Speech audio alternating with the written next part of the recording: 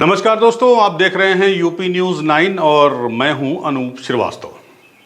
उम्मीद करता हूं कि आप लोग अच्छे होंगे और जिस तरह से आप हमारे चैनल को प्यार दे रहे हैं, अपना सपोर्ट कर रहे हैं, उसके लिए मैं बहुत बहुत आभारी हूं आप सभी लोगों का। बस हमारे चैनल को इसी तरह अपना प्यार बनाए रखिएगा हमारे चैनल के ऊपर। तो बात आज शुरू करते हैं। बात करते हैं अखिलेश यादव की। क्यों खुश हैं Akhilesh Yadav one nation one election की बात पर, और क्यों अखिलेश यादव चाहते हैं कि यूपी में भी चुनाव लोकसभा चुनाव के साथ करा दिया जाए। तो वन नेशन वन इलेक्शन को लेकर ये मुझे लगता है कि इंडिया गठबंधन जो है या विपक्षी दल जो हैं उसमें से संभवतः इतनी बोल्ड प्रतिक्रिया पहली बार किसी नेता ने दी है। जी हाँ, अखिलेश यादव ने आज लखनऊ में एक मीटिंग के बाद मीडिया से बात करते हुए कहा ये इस बात को इस सवाल के जवाब में कि वन नेशन वन इलेक्शन की अगर बात की जाती है तो क्यों ना यूपी में भी लोकसभा का जो चुनाव होने वाला है प्रस्तावित अब से 6 महीने के बाद, तो यूपी में भी उसके साथ करा दिया जाए वन नेशन वन इलेक्शन के तहत। हालांकि टेक्निकली ये अभी संभव नहीं है क्योंकि अभी तो सिर्फ इस पर चर्चा चल रही है, कमेटी बनी है।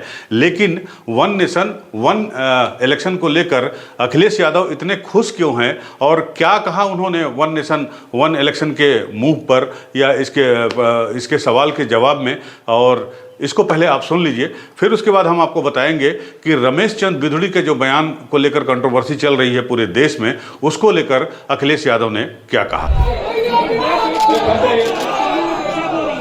अरे एक देश एक चुनाव, आप और हम यही उत्तर प्रदेश में काम करते हैं। अगर उत्तर प्रदेश में विधानसभा का भी चुनाव हो जाए 1 साल बाद या 6 महीने बाद, तो हम समाजवादियों से और उत्तर प्रदेश की जनता से ज्यादा खुश कौन होगा? अध्यक्ष जी, सवाल इसलिए हो रहा है कि कांग्रेस भी सीटें मांग रही है।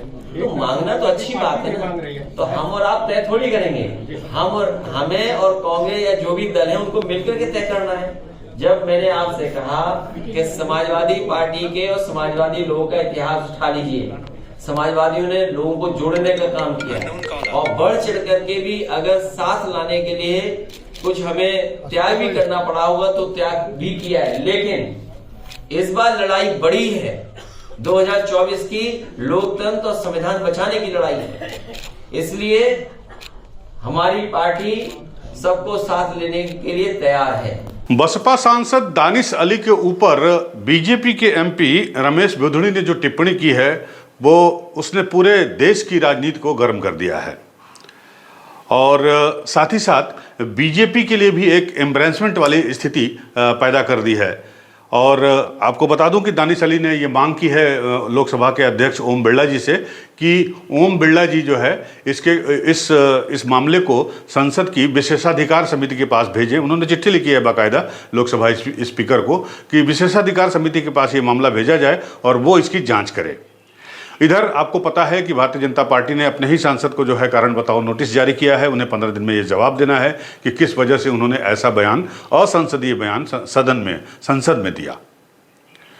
साथ ही साथ आपको ये भी पता है कि राजनाथ सिंह ने इस इशू पर माफ़ी भी मांगी है, लेकिन उसके बावजूद जो है विपक्षी दलों में काफ़ी रोष है, काफ़ी गुस्सा है और सोशल मीडिया पर ये काफ़ी चर्चित चल रहा है मामला। खासकर अगर रमेश बिधूड़ी के बयान की बात करें तो आज बीएसपी के जो नेता हैं उत्तर प्रदेश में उनका भी बयान आ गया है। मायावती का बयान पहले ही आ चुका है, वो ट्वीट कर चुके हैं इस बारे में। और आज उमाशंकर सिंह जो बीएसपी के इकलौते एमएलए हैं यहाँ यूपी में, उन्होंने भी ये बयान दिया है और उन्होंने ये कहा कि रमेश चंद्र बिधूड़ी चौराहे पर जो बात बोलते हैं, जो जिस भाषा का इस्तेमाल करते हैं, उसी बात को या उसी भाषा का इस्तेमाल उन्होंने सदन में किया है। उन्हें सदन की परंपराओं का ज्ञान होना चाहिए। देखिए, लोग केवल चेहरे से नहीं पहचाने जाते हैं, अपनी जुबान से भी पहचाने जाते हैं। और बीजेपी के कोई ये पहले नेता नहीं है। बीजेपी के अगर आप पुराना आर्काइव से चीजें निकालोगे तो बहुत सारे ऐसे नेता निकलेंगे, मिलेंगे जिनकी इससे भी खराब भाषा है। ऐसे नेता, ऐसे सांसद को जिसने नए लोकसभा में इस तरह की बात कही हो, उसे आजीवन ताउम्र पाबंदी लग जानी चाहिए चुनाव लड़ने के लिए।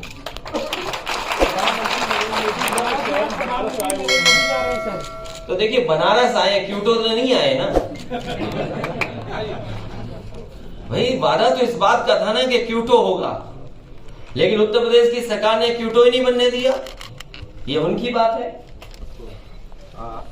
INDIA की सीटों को लेकर क्या INDIA नहीं, इंडिया की सीटों को लेकर समाजवादी पार्टी का स्टैंड क्या है? समाजवादी पार्टी का स्टैंड क्लियर है। लोकतंत्र बचाना है, संविधान बचाना है, बाबा साहब भीमराव अम्बेडकर जी के रास्ते पर, डॉक्टर राम मनोहर लोहिया जी के रास्ते पर और नेताजी के संघर्ष के रास्ते पे चल करके देश को बचाना है, लोकतंत्र को बचाना है। तो ये सवाल लखनऊ में अखिलेश यादव से भी पूछा गया और अखिलेश यादव ने इसको लेकर ये मांग की है कि रमेश चंद्र विधुड़ी पर, बीजेपी के एमपी पर जो है आजीवन प्रतिबंध लगना चाहिए। उनके इस बयान को लेकर, उनके इस बयान में जो है वो संसदीय मर्यादा को ठेस पहुंचाई है।